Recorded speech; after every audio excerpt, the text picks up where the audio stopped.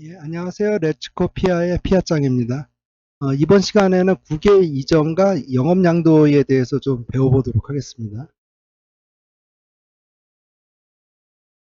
예, 개인정보의 그 국외 이전에 대한 부분입니다. 그래서 개인정보의 국외 이전은 보통 이제 세 가지 유형으로 구분해서 보는데요.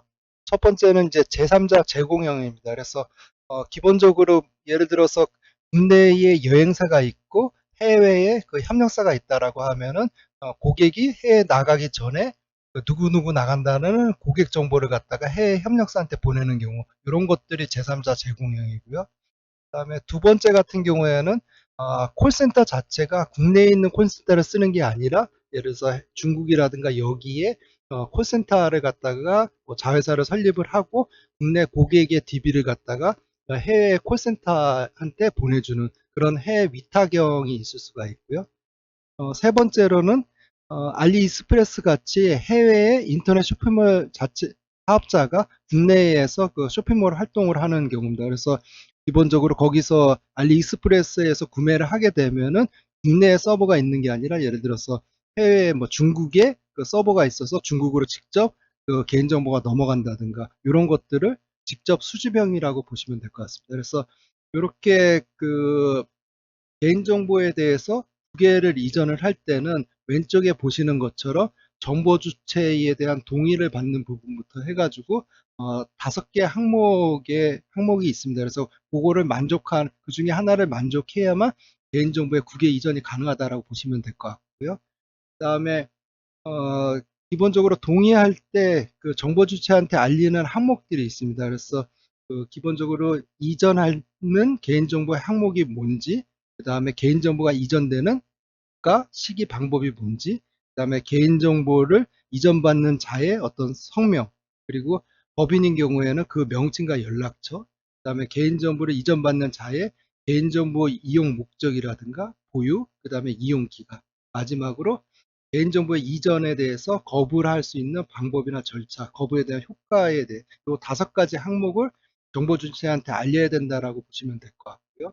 그 다음에 만약에 이 5가지 항목을 알려서 이제 수집을 하고 있었는데 만약에 그 알리는 항목 자체에 뭔가 변경되는 사항이 있다라고 하면은 그때는 정보 주체한테 알리고 반드시 동의를 받아야 된다라고 보시면 될 것 같습니다.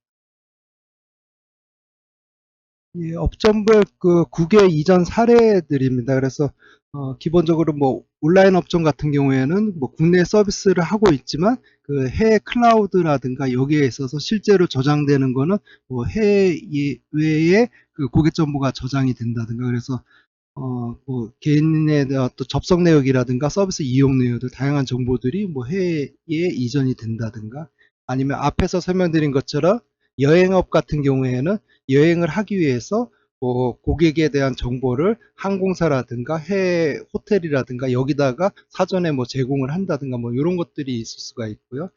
그다음에 뭐 쇼핑몰 같은 경우에는 말씀드린 것처럼 그 해외 쇼핑몰이 국내에서 직접 운영을 하면서 개인정보가 그 해외 서버에다가 저장되는 뭐 이런 것들. 그다음에 해외에다가 택배를 보낸다라고 하면은 뭐 이름이라든가 주소, 또 수친 정보 같은 것들이 해외로 넘어가야 되니까 뭐 이런 부분들. 이렇게 다수의 정보들이 그 해외에서 그 업종별로 그 국외로 이전되는 사례라고 좀 보시면 될 것 같습니다.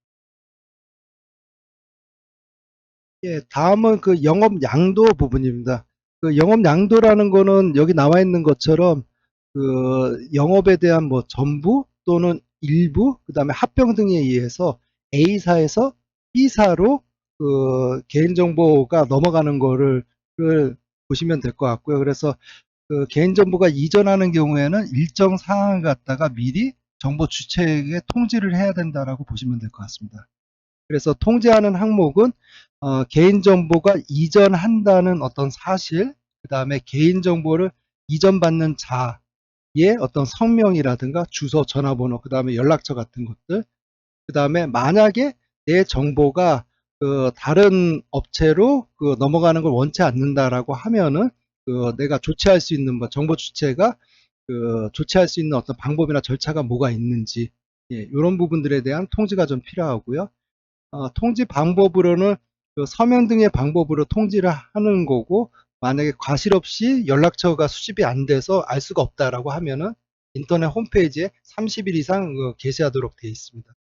그리고 통지 의무자는 1차 의무자는 양도하는 쪽에서 1차 의무를 갖고 있고 2차 의무자는 양수자한테 있다라고 보시면 될 것 같습니다. 그래서 만약에 양도자가 이전 사실을 미리 통지한 경우에는 양수자는 굳이 두 번 통지하지 않고 통지 의무는 없다라고 보시면 됩니다.